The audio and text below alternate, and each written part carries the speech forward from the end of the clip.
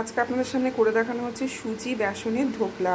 সুজি বেসনের ধোকলা করতে লাগছে সুজি, বেসন, টক দই, গাজর, ক্যাপসিকাম, পেঁয়াজ, আদা, কাঁচা লঙ্কা সব কুচি কুচি করে নেওয়া হয়েছে আর ইনো।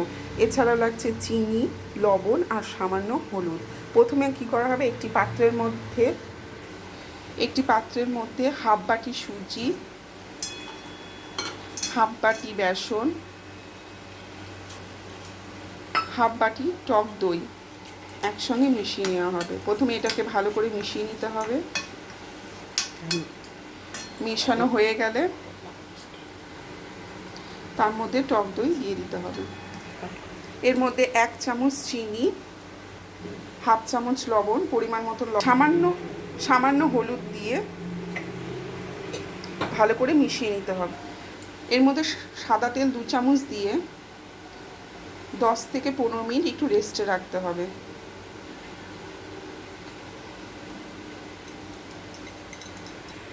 মিক্সড হয়ে গেলে তার মধ্যে এবার ভেজিটেবলসগুলো দিয়ে দিতে হবে। প্রথমে গাজর, ক্যাপসিকামে যে ভেজিটেবলসগুলো ছিল সেগুলো দিয়ে দিচ্ছি।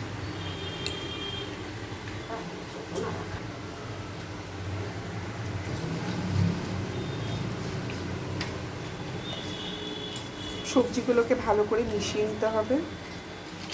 এইভাবে মাখানো হয়ে গেলে এরপর ইনোটা দিয়ে দিতে হবে। একটা থালার মধ্যে এইরকমভাবে একটু তেলটাকে ভালো করে মাখিয়ে নিতে হবে। এর মধ্যে আমরা ঢোকলাটা তৈরি করব। ইনোটা দেওয়ার পর সামান্য একটু জল দিয়ে দিতে হবে, দিয়ে ভালো করে মিশিয়ে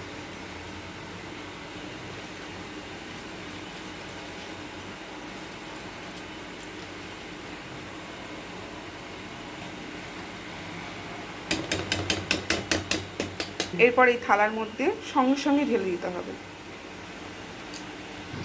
ঢালার পর একটু ভালো করে ঝাঁকিয়ে নিতে হবে যাতে ভেতরে কোনো জায়গায় বাতাস না ঢুকে থাকে। আমি একটা পাত্রের মধ্যে জল গরম করতে বসিয়ে দিয়েছিলাম। এরপরে ওই থালাটা এর উপর বসিয়ে দেব,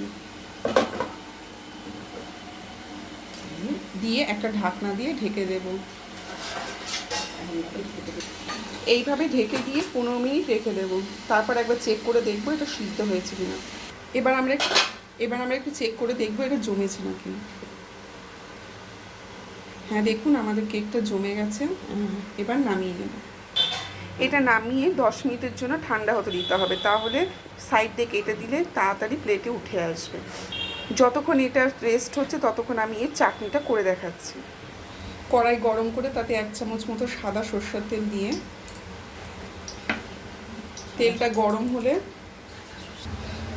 সরষের তেল গরম হয়ে গেলে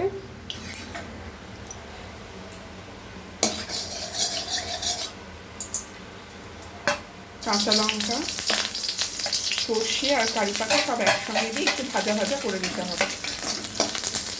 এর মধ্যে সামান্য লবণ, 1 চামচ চিনি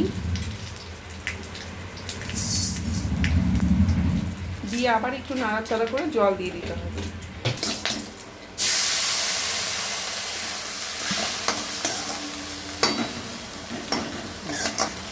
এইভাবে টক বক করে ফুটে গেলে নামিয়ে নিতে হবে।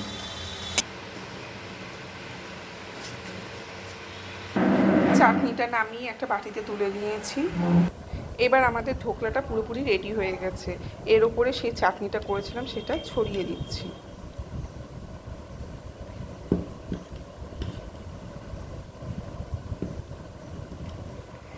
এইভাবে ইডলি চাটনি দিয়ে খেলে খুব ভালো লাগবে। যদি আপনারা কেউ ইডলি চাটনিটা দেখতে চান কি করে করতে হয়, তাহলে প্লিজ কমেন্টে লিখবেন। আমাদের ধোকলা রেডি।